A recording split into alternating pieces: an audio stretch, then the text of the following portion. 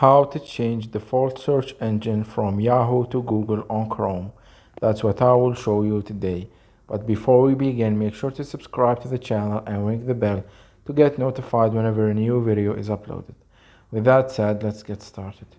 So go ahead and open up Google Chrome, and as you will see, the search engine is set to Yahoo, meaning everything that I search for will be given to me in Yahoo search results, as you can see right now.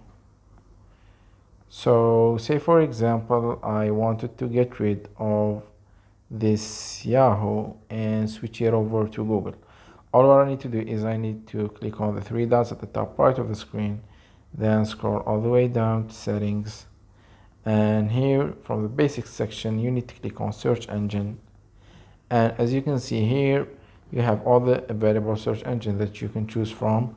So you simply going to set this to Google and then go back, and what you will see right now is the search engine has changed to Google, meaning if I search for anything, it will be given to me in Google search results.